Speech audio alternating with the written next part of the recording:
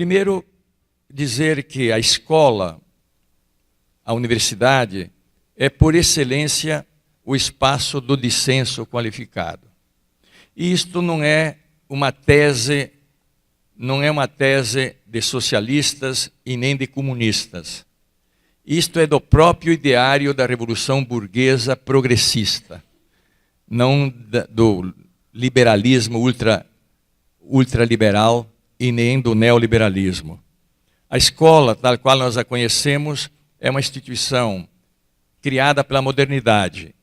E dentro de um ideário que não pôde cumpri-lo, e na sociedade que vivemos de classes, não o cumprirá integralmente.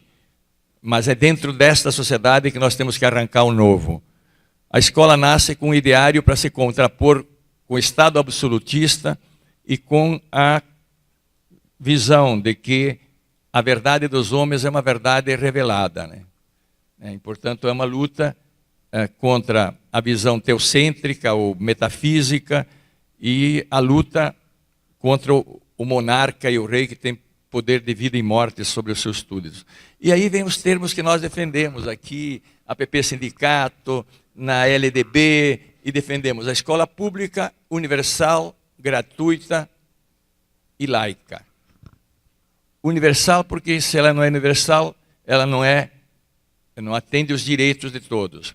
Pública porque se não for pública, ela não pode ser universal, não é verdade? Gratuita também, porque senão só quem pode pagar.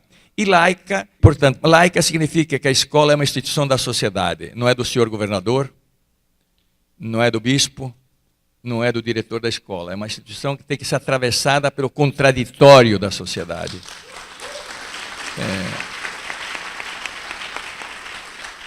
E, portanto, é disto que nós estamos falando. Então, o momento que nós vivemos, acabei de assistir no voo uma entrevista do Celso Amorim, brilhante Celso Amorim, né? Dizendo que, de fato, o país está absolutamente dividido, um governo absolutamente ilegítimo, e, portanto, o Brasil não sairá disto sem esse desempate, pode sair pior. A nossa esperança é que ele não saia pior, né? E nós estamos nesse embate, vocês participaram aqui de uma batalha cívica mesmo, e com enormes adversários, a mídia moedora de cérebros, que já hoje o Globo tem novas coisas, né, com manchete, juntando coisas que não tem nada a ver, mas criminalizando para depois condenar, né? Então, o momento é um momento de violência contra exatamente esses que não puderam estar aqui conosco, do ponto de vista da sua história de vida. Os que estão sem escola, 30 milhões de jovens colegas que deviam estar no nível médio, dos quais só 10 milhões estão no nível médio. As medidas que foram tomadas da PEC 241, 55, que congela por 20 anos toda a produção de riqueza desse país, o Brasil não vai ficar 20 anos negativo no PIB. E se você congela, ou pela inflação passada, que é deflação nesse momento, então nós não vamos ter novos concursos, nós não vamos ter diminuição do nosso tempo de possibilidade de programar a nossa ação, como é aqui no Paraná, retirando horas de atividade, etc, etc. Mas mais dramático, o tom dramático, é a medida da reforma da Previdência, que está aí, na qual muitas pessoas vão morrer antes de poder alcançar a sua aposentadoria. É um país muito desigual, né? E, pasmem, a reforma trabalhista, que aumenta a possibilidade da carga horária de 12 horas dia, né? E destrói a instituição histórica dentro do próprio capitalismo, da instituição emprego. Emprego não é só a venda da força de trabalho. Emprego é uma instituição jurídica que tem ali uma legislação que está sendo absolutamente borrada. Então, o momento é muito, muito sério, muito importante e muito fundamental a gente estar junto, para pensar junto, e com o lema, e vou começar com ele, sem ódio, mas queremos a radicalidade da justiça, sem ódio. A nossa mensagem não é de ódio, a nossa mensagem não é de eliminação do outro, a nossa mensagem não é de interdição do outro. A nossa mensagem é de justiça. Como diria Agostinho Neto, não basta que a nossa causa seja justa, é preciso que a justiça esteja dentro de nós. Então, de onde vamos partir? Eu aprendi ao longo desses 40 anos, dialogando com livros, com pares e debatendo, que uma adequada análise de um tempo histórico implica linkar o presente, como ele se manifesta, com aquilo que o produziu. O Florestan Fernandes tem um belo texto sobre a história como processo, né? E nós somos uma sociedade em que toda vez que os que vêm de baixo, os movimentos populares, os movimentos de trabalhadores, buscam uma migalha a mais de possibilidade de qualificar sua vida, somos interrompidos por ditaduras ou por golpes. O século XX teve 1/3 do seu século sob ditaduras. Só uma, o Danilo Tavares fez aquele belo documentário que vale a pena, e nós professores temos que vê-lo, Um Dia que Durou 21 anos. Eu sou da geração que fez ensino médio, as 2 graduações, meu mestrado e meu doutorado, e parte, portanto, da minha vida profissional sob uma ditadura. Mas o Chico de Oliveira diz que, além disso, nós sofremos golpes institucionais a cada 3 anos em média. Muda-se a regra do jogo. Nos estados, nos municípios, e vocês são vítimas aqui de vários golpes institucionais, etc. E em 2015, Luiz Fernando Veríssimo escreveu uma crônica que quem não a leu vale a pena ler. E ler outra antes, de 2014, O Alarme, que estão citados nesse livrinho, no pequeno texto que eu faço. Porque é disto que nós temos que estar atentos como educadores e antes disso como cidadãos. 14 diz, olha, dois senhores foram ao espaço, numa missão espacial, e viram lá uma pedra lisa. E disseram que era um monolito, mas é uma pedra. E eu não fico tranquilo se tem uma pedra em cima da minha cabeça, isso é um sinal. E aí ele diz, mas será que os judeus, cientistas maiores do mundo, os maiores cientistas do mundo, sempre foram produzidos no século XX na Alemanha? A Alemanha que detém a matriz científica maior do mundo. Foi saqueada na Segunda Guerra Mundial, assim mesmo a Alemanha, sem dúvida nenhuma, tem mais ciência que os Estados Unidos. Esses judeus, será que não perceberam que estavam tão integrados, já não se sentiam judeus, que no partido do Hitler havia uma criminalização dos estrangeiros e que, portanto, eles não estavam, o estrangeiro não estavam sob o manto do Estado de Direito, mas sobre a criminalização da polícia? Ou será que quando viram também que o negro era discriminado, já era tarde e pagaram o preço dos campos de concentração? Será que nós estamos percebendo sinais na nossa sociedade disso? Ou quando vamos percebê-lo, já é tarde e temos que comprar uma passagem com o euro tão caro? A única entrevista que o establishment deu, a mídia empresarial moedora de cérebros deu a ex-presidente da República, que sofreu um verdadeiro massacre mediático e durante todo o processo de impeachment, foi uma entrevista com Jô Soares. E no dia seguinte, Jô Soares foi absolutamente agredido com mensagens porque deu a voz a isso. Aí ele escreveu uma crônica, O Ódio, e diz, o que eu percebo é de que lá havia o ódio. E diz, olha, o partido dela teve muitos erros, e menciona uma série de equívocos, mas teve muitos acertos, como diminuiu a pobreza, aumentou o salário mínimo real, uma série de coisas. Diz coisa que fica bem em qualquer currículo de qualquer sigla. Mas diz, o argumento hoje não vale, porque defender justiça social é signo de inimigo. E diz mais, está no DNA da classe dominante brasileira, do Chuí ao Oiapoque, do Paraná ao Rio de Janeiro. Isso é o que estou dizendo. Ele diz a classe dominante brasileira. Com as armas ou sem elas, estabelecer golpes toda vez que se sente minimamente contrariada em seus direitos.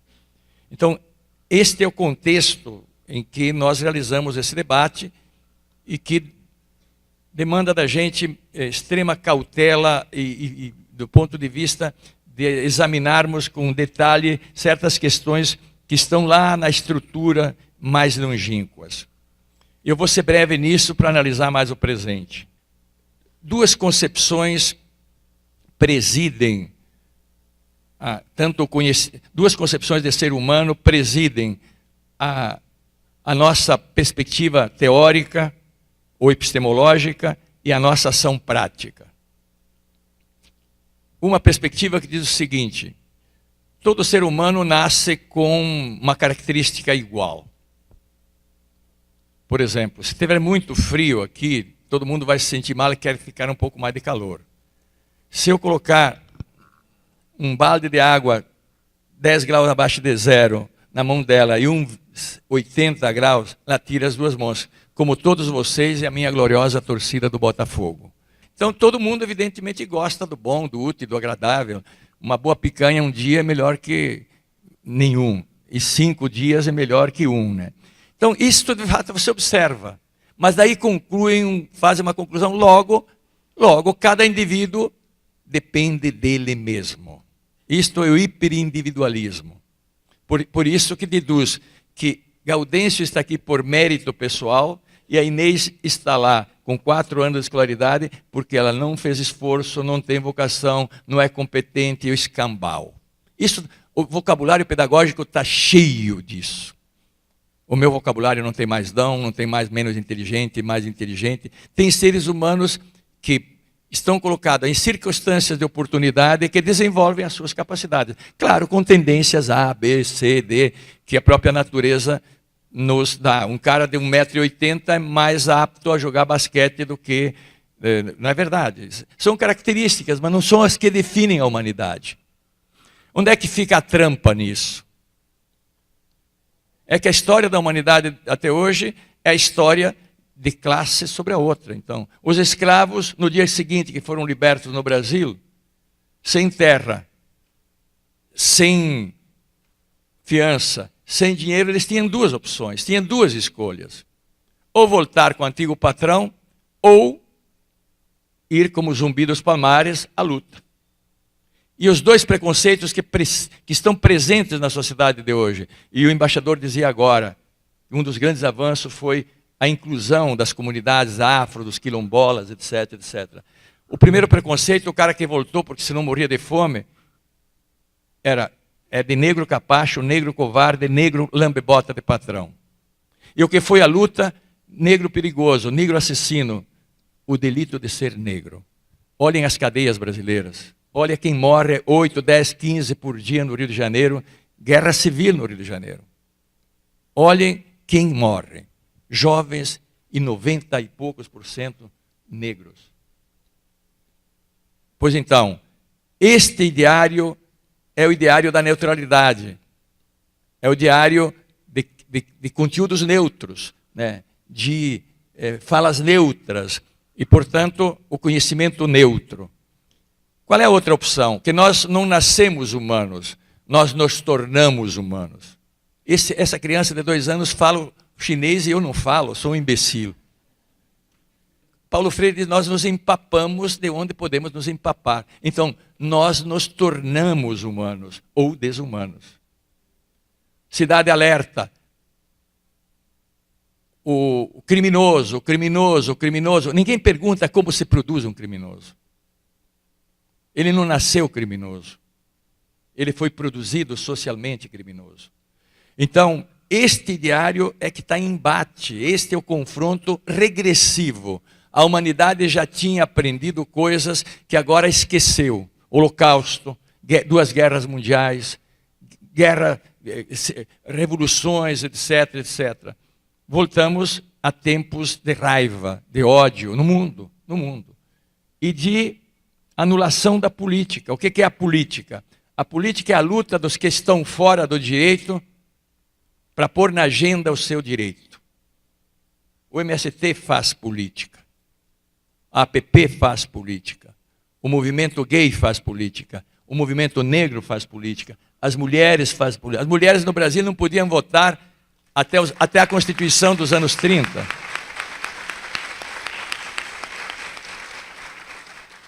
Até a Constituição dos anos 30, porque ela era entendida como não crível. Veja quanto andamos. Analfabeto não é necessariamente um ignorante. A humanidade, analfabeto é aquele que não domina as letrinhas, o que é um limite enorme. Mas tem analfabetos que são humanamente doutores, muito mais que doutores que dominam as letrinhas, para fazer essa interpretação de Jegg de que o criminoso é criminoso por culpa individual. E é interessante, isso pode estar até na nossa cabeça, né? Então, o ser humano não se produz, não nasce humano, se produz humano ou desumano. E aí eu gosto muito de citar Karel Kozik e Engels. Engels diz o seguinte, aquele velho meu amigo chamado Karl Marx, ao lado do túmulo dele disse isso, no dia que se despediu. Um texto que vocês podem ir no Google, pai das coisas muitas, e diz, discurso de Engels no túmulo de Marx. É uma página. Ele diz, olha, a humanidade vai sentir falta desse homem. Não fez muitas coisas, mas sobretudo por ter nos ensinado ou indicado a lei do processo histórico. Lei aqui como lei histórica, não como lei da física. Assim como Darwin ajudou a gente a entender a lei das espécies, ele nos ajuda a entender um pouco o processo histórico. Com duas leis. Uma muito simples, que o ser humano, para viver, tem que primeiro comer, beber, ter um teto. Só depois pode fazer política, só depois pode pensar no Estado, só depois, inclusive, pode pensar em religião. Portanto, nós não podemos analisar a sociedade partindo do Estado, nem da política, nem da religião. Porque dependendo como nós resolvemos esta lei primeira do comer e beber, vamos ter um Estado X, uma política Y e até uma religião Z. E a segunda é como isso funciona no capitalismo, a lei da mais-valia. Então, o que está em jogo, e todos os golpes, são em cima da lei primeira. Por isso que houve um golpe no Brasil. Interditar a possibilidade das políticas do fundo público que apoia políticas públicas. E, portanto, esse dinheiro reserva de mercado para quem? Para aqueles, como dizia a senadora do Paraná, Gleice, que fazem lobby, que estão lá dentro. A Fibraban, a BAG, enfim, as mídias, que fazem lobby dentro do Senado e que fazem as leis. E, portanto, então, como diz Karel Kozik, na reprodução e produção da nossa existência, os seres humanos, primeiro, pelo trabalho, têm que produzir os bens da vida. Mas, em seguida, fazem instituições. O Estado estamental, a instituição fundamental era a igreja. Nessa sociedade é o Estado, a escola, a mídia, etc. E, a partir daí, as ideias, as emoções, etc, etc. Eu gostaria agora de refletir com vocês um pouco a seguinte questão. Primeiro dizer o seguinte, a tese é, o golpe é contra as políticas públicas, políticas sociais, o golpe é interditar quem estava paulatinamente subindo, devagar. Os quilombolas, os negros, os pobres, os campesinos, enfim, os índios, sem dúvida nenhuma, as mulheres buscando direitos, especialmente o direito de não serem violentadas e batidas, né? Eu participei há poucos dias no Rio de um evento que me comoveu muito, aprendi muito. É preciso falar de fascismo, e é preciso, com artistas, com movimentos sociais, dentro de um teatro. Foi uma noite que, para mim, depois não dormi. Não dormi porque me antenei para coisas que nós às vezes não vemos, a arte, TV, os movimentos sociais vêm na pele. Pois bem, a interdição do futuro se dá por essas medidas. A PEC 241/55, a reforma da Previdência, a reforma trabalhista e a reforma do ensino médio, que é interditar à universidade aqueles que tinham acesso e interditar ao trabalho complexo a maioria dos jovens com essa reforma que tira a eles a possibilidade da dupla cidadania, de pronunciarem o mundo ainda que de modo conservador, mas vão pronunciá-lo, ou não, e de terem os instrumentos da ciência que está no processo produtivo de hoje. E eu vou dizer isto com todas as letras, quem são os intelectuais disso. E não é um julgamento moral. Marx dizia o seguinte, que o problema da burguesia não é o maquiavelismo, é a pele burguesa. Destutt de Tracy era um pensador iluminista que dizia o seguinte, já chegando no século XIX, o Estado bem administrado tem que ter dois tipos de escolas. Uma para aqueles que têm tempo para ficar na escola e estão destinados a dirigir a sociedade. E outro muito rápido, para aqueles que têm que aprender rapidamente o duro ofício do trabalho. E conclui, isto não depende da vontade dos homens, é da natureza dos homens. É isto que está em pauta ali. Então, eu digo, os golpes sempre se dão em nome do capital, interditar, e aqui é sobretudo o capital financeiro, junto com os grandes grupos do agrobusiness, da indústria, etc. Mas em seguida, primeira medida, muda a educação. Medida provisória, um tema tão vital, né, de negação e interdição do conhecimento. Em seguida, muda o quê? A vida do trabalhador, a reforma da Previdência. O congelamento, é de quem? O congelamento é como diz José Fiore. Entre no Google também, o Google ajuda. José Fiore tem um texto que é, a primeira palavra agora me escapa, mas é insanidade a segunda. Que é um texto de 2016, de uma página e meia, onde ele analisa o movimento do golpe. Ele diz, olha, tem um congresso insano e economistas ultraliberais, é o golpe contra a empregada, é o golpe como o aluno de cotas, é o golpe, então é o golpe do capital. E depois vem as interdições, né? Então, o que é novo, o que é velho no golpe? E aqui que está o ovo de serpente. Aqui está o ovo de serpente. A gente tem que ter atenção nisso, por isso que eu não postulo ódio. O ódio é dos outros. Novo não é exatamente isto. Golpes são em nome do capital e da concentração do capital e, se for necessário, eliminar por guerras, por genocídios sociais, etc. Novo também não é, no Brasil, a aliança do imperialismo vendendo o país. Agora a Petrobras, ou por acaso é Lava Jato.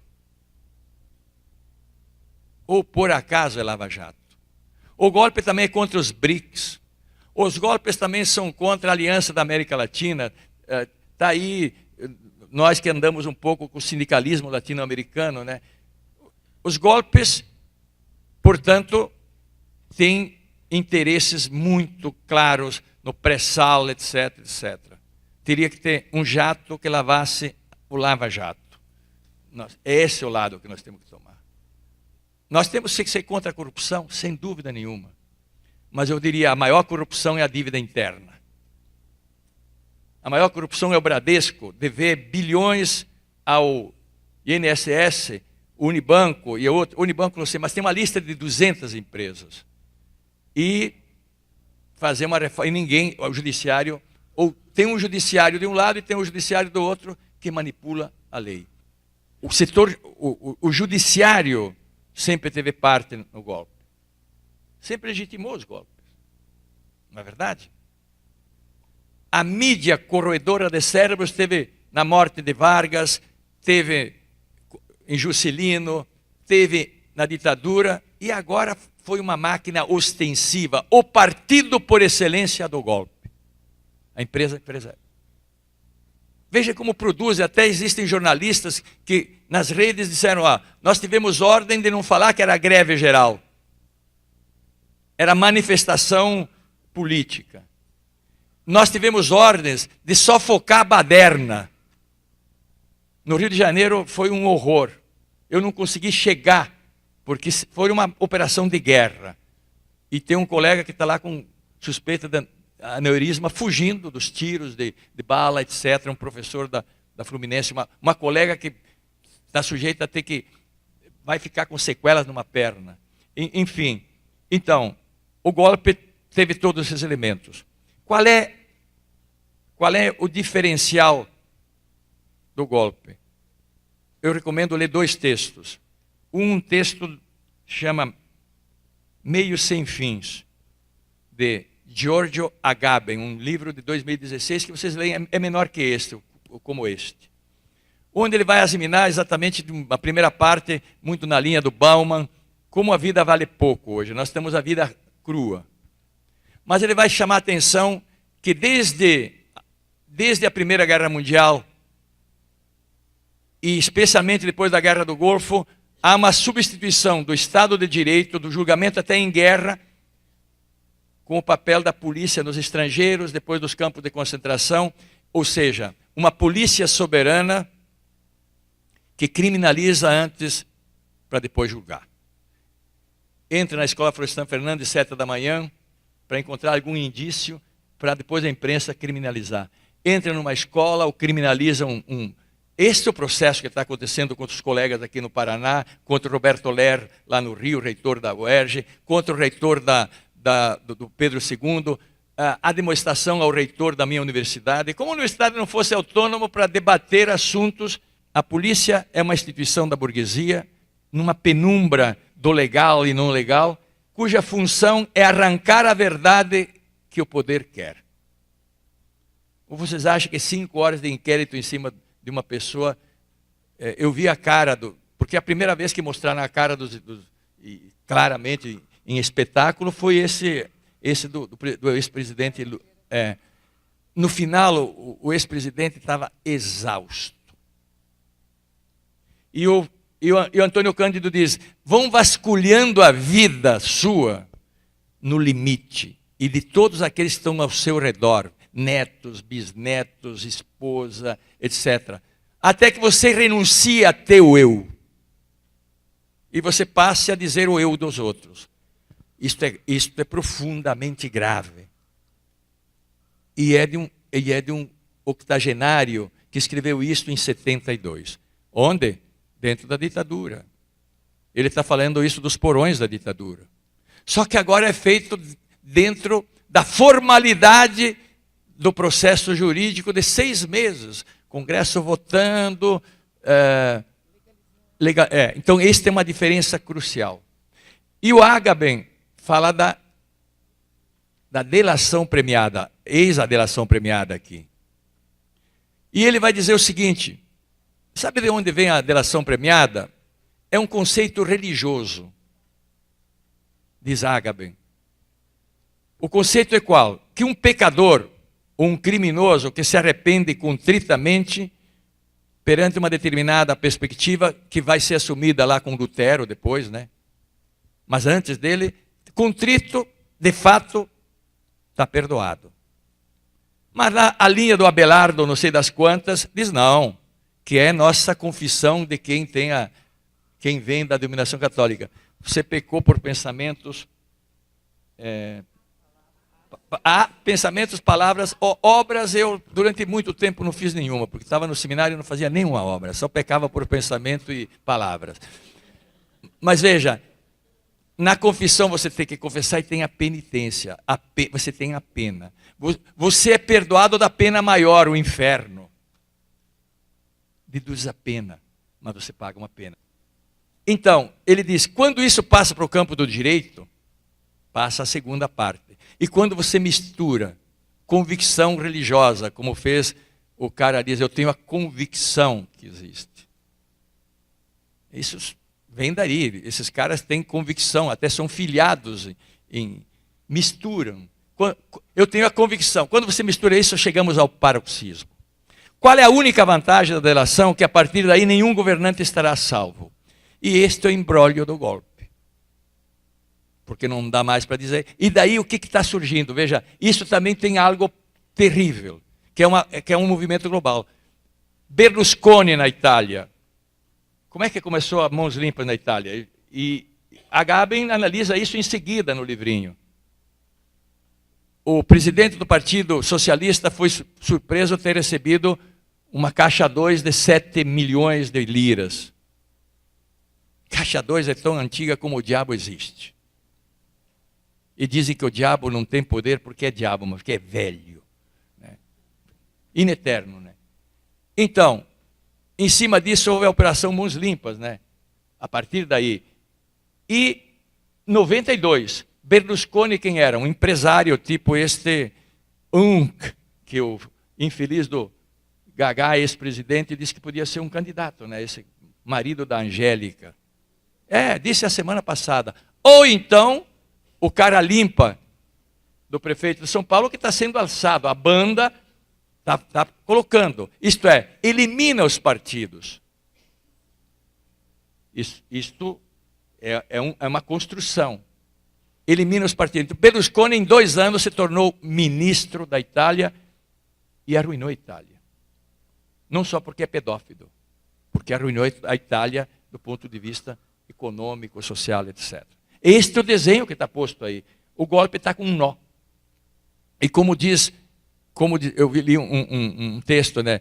A mídia que está aí louvando, babando a barba e o bigode, enfim, desses que estão lá criminalizado, o ministério do Temer é todo ele, né? Ou quase todo, vão ser vomitados pela mesma mídia, tão logo os agentes que estão subjacentes a isto o jogarem fora, depois que fizeram as reformas. O que está dizendo o Mortadela? Que eu gosto de mortadela, mas ela não me faz muito bem, às vezes, dependendo da mortadela. Mas quem é que compra mortadela? Eu sei, eu vou lá na padaria e vejo um operário ali que está construindo a Globo, um pedaço da Globo, pede 20, no sul se diz cacetinha, lá no Rio é palavra feia. Bisnaguinha, lá se diz. Bom francês pequeno. 20, 30, 40, um saco e 1 quilo de mortadela. Esse cara lá tira a luva, põe lá dentro e dignamente come aquilo. Mas o que significa isto? Quilombola, fique lá no teu reduto. Índio, vá ficar em cima da árvore. Negro, fique no teu canto. Pobre, polonês, italiano, chinês, fique lá na tua roça. Sem terra, criminalizados como nunca. É isto que significa isto. E isto mediatizado.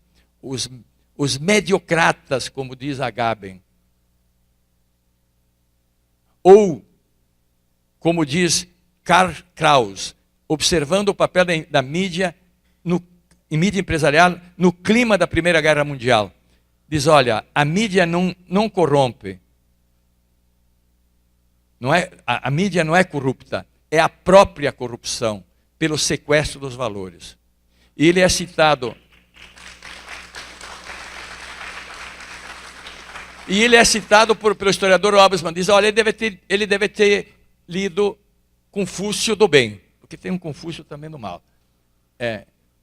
O Confúcio diz o seguinte, se você não escreve aquilo que é realmente verdadeiro, a justiça se vai.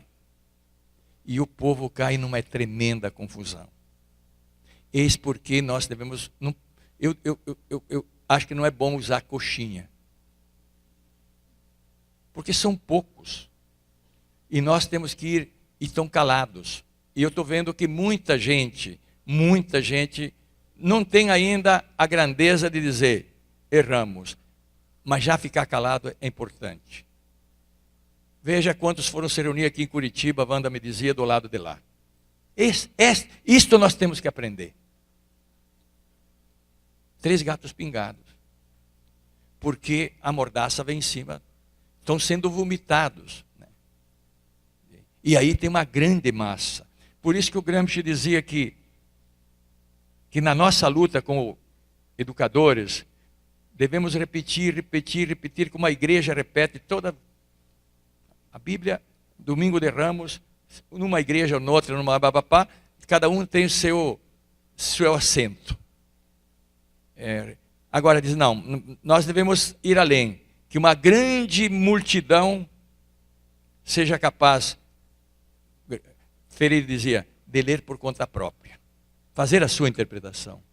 É isto, portanto, que a escola sem partido está querendo interditar. A nossa função principal de educador, separa o professor do educador, do que interpreta.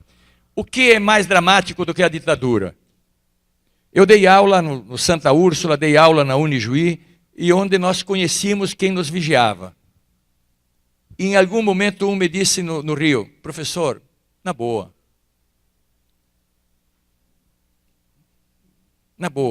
pense. Isto é, ele estava constrangido. O grande problema hoje é de outra natureza. É que a delação pode estar dentro da nossa casa, do colega, do pai, do aluno. Ou seja, a escola sem partido já está funcionando, independentemente até dos colegas que estão sendo convocados. Está funcionando com aquilo que é o grau máximo da dominação e da despolitização, o medo. O medo. O Veni, aliás, o Antônio Cândido cita ao final um texto de um diário de um pensador que chama Alfred Veni. E ele diz o seguinte: não tenha medo da pobreza, não tenha medo da prisão, não tenha medo sequer do exílio, não tenha medo sequer da morte, mas tenha medo do medo. Noam Chomsky, em 2006, eu fui num congresso do Claxo, de que eu representava o Brasil, Conselho Latino-Americano, que foi feito em Havana. Noam Chomsky escreveu um texto e deu uma conferência, grande crítico da mídia, grande linguista, hoje um grande símbolo da luta dos que vêm debaixo do mundo e dentro do império, dizia, o medo e a violência como governos do mundo. Por que esses tantos programas de violência na mídia? Isso despolitiza, isso nos joga no medo. Então, a grande tarefa que nos cabe para renascer das cinzas é de duas ordens. Primeiro, entender que sozinhos temos que ter medo. Portanto, nós temos que sempre lutar coletivamente. Ter por trás um grêmio, um sindicato, uma comunidade, sei lá, um movimento, uma associação científica, porque sozinhos, de fato, somos vulneráveis. Que bom que o APP Sindicato tem um departamento jurídico, né, que possa assistir os colegas porque vai cair em cima de pessoas. Né. Esse, então, é como o Gramsci diz, a força está na organização coletiva. Sem isso, não há avanço naquilo que definia aqui em Rancière o que é política. É a luta dos que estão fora do direito para pôr na agenda o seu direito e torná-lo direito. Né? Qual é a segunda tarefa? E esta exige grandeza da gente. É exatamente este balanço mas esse já está sendo feito devagar, esse balanço que Florestan Fernandes fez da geração dele. Florestan estava no aeroporto e disse que veio a ideia, disse, mas espera lá, o que sobrou de nossa geração? Aí ele escreve um texto que chama Geração Perdida, dentro de um livro chamado Sociologia. Ele diz, o que queríamos, onde erramos, por que erramos e como aprender com o erro. O erro, companheiros de companhia. É muito importante. Eu gosto do aluno que erra. Porque ele não perde o medo e faz. E o erro, eu posso dizer então, olha, por aqui não, vá por aí. Como aprender com o erro? Ele diz, não foi erro nosso ter defendido a nação, isto é, construir uma nação autônoma, soberana e internacionalmente vinculada, não subordinada. Também não foi um erro defender a democracia, ainda que no capitalismo ela seja restrita, mas a luta democrática não. O erro nosso foi de outro calibre. Tentar fazer isto com uma minoria prepotente junto a uma maioria desvalida. Os movimentos sociais, a esquerda, os partidos socialistas, partidos comunistas, enfim, o espectro das forças que lutam para os que vêm de baixo, aprender com o erro. E não ficar dizendo, eu tenho a verdade, você tem o erro, e no pluralismo. E aí eu quero citar Leandro Konder, que quando voltou, o filósofo Leandro Konder, tem vários livros importantes para a gente. O futuro da filosofia da praxis, por exemplo, né? Um livro fantástico para nós que militamos, etc. O jornalista perguntou, você que está voltando do exílio, como é que você define a direita brasileira? Olha as 3 palavras que ele usa. A direita brasileira, no seu pluralismo, tem uma convicção profunda, substancial e inabalável. Olha os termos. Profunda, substancial e inabalável. Eu ainda não tomei café substancial hoje, né?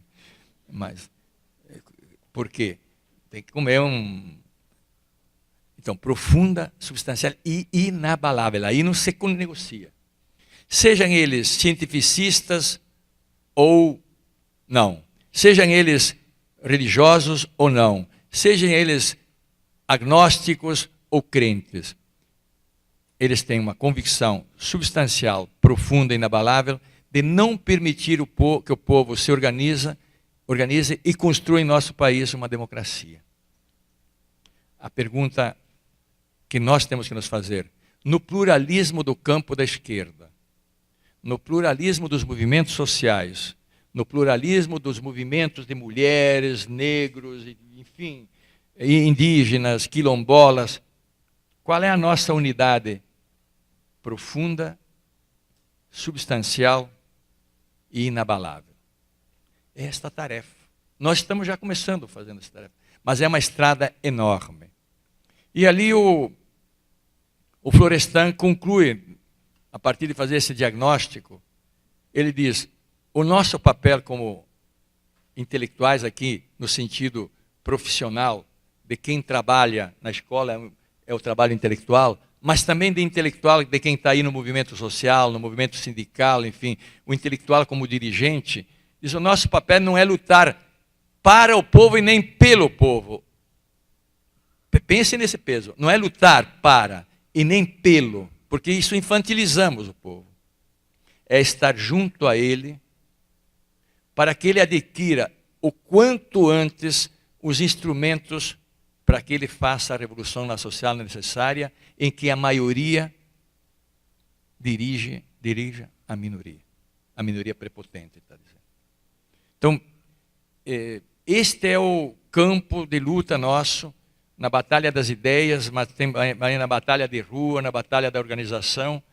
E eu acho que nós temos que ter grandeza de ouvir no pluralismo. O pensamento único na esquerda é ruim, né?